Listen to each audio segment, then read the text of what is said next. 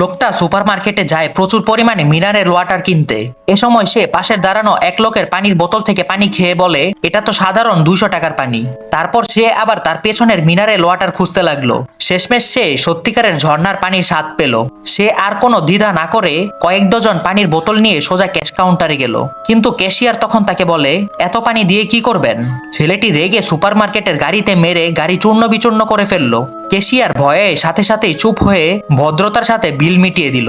কিন্তু পার্কিং এর traffic police তাকে আটকায় আর জিজ্ঞেস করে, এত মিনারেল ওয়াটার কেন কিনেছেন?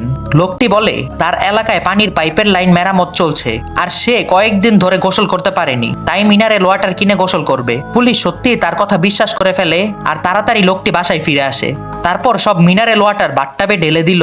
আসলে তার সঙ্গী মারাত্মকভাবে আহত হয়েছিল আর তার ক্ষত সরাতে বিশুদ্ধ মিনারেল ওয়াটার দরকার ছিল। ছেলেটি জাদু মন্ত্র করে আর কিছুক্ষণের মধ্যেই অলৌকিক ঘটনা ঘটলো। মেয়েটি জেগে উঠে দেখে তার ক্ষত পুরোপুরি সেরে গেছে।